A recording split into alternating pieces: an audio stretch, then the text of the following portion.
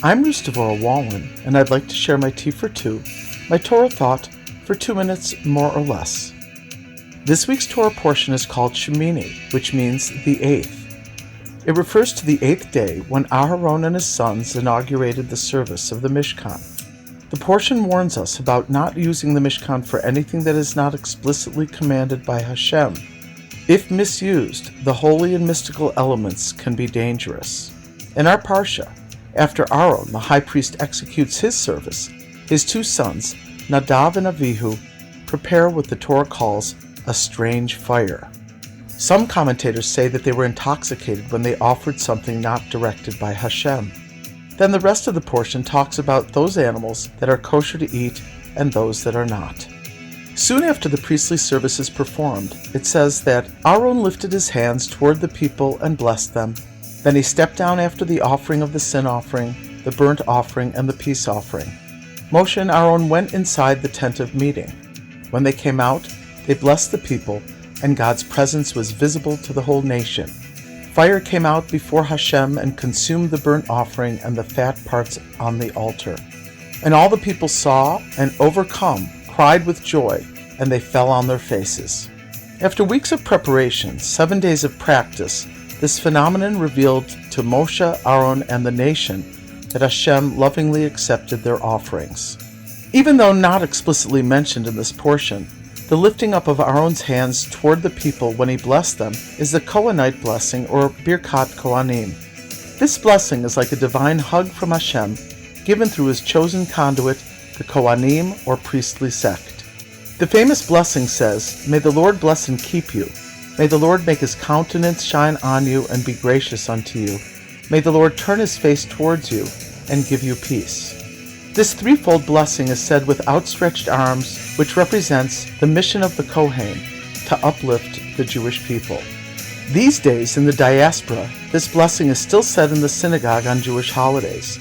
This compassionate and gracious blessing is preceded by a blessing, since it is a commandment. The blessing says, "Blessed are you, Lord our God, King of the universe, who sanctified us with the sanctity of Aharon and commanded us to bless his people Israel with love." Their mission is to bestow a blessing of loving kindness onto the people. The three parts refer to the three areas of blessing.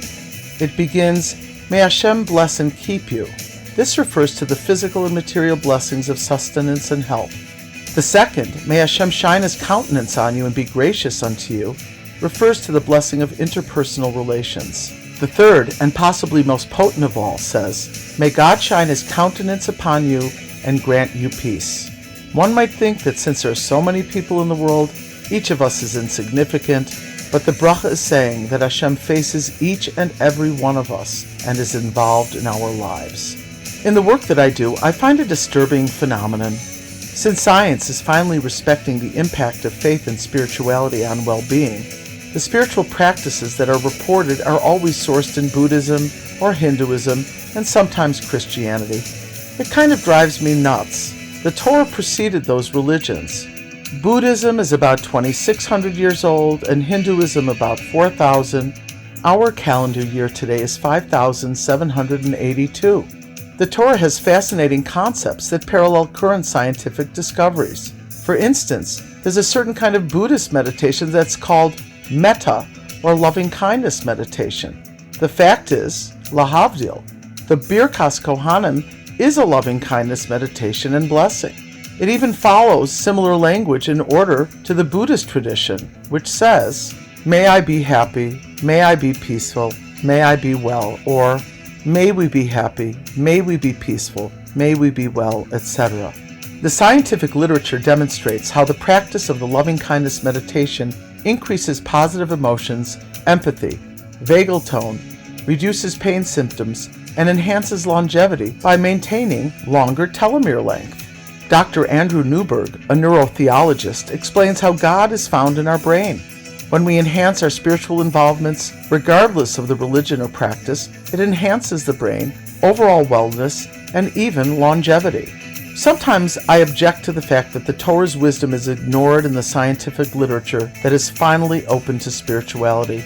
Everyone knows that sharing kindness and compassion, sending positive energy to one another through a blessing, is beneficial. When we were receiving the Torah, Hashem said, "You shall be to me a kingdom of priests and a holy nation." Let us all be like Aaron and his sons, sending good vibes and blessings to uplift one another.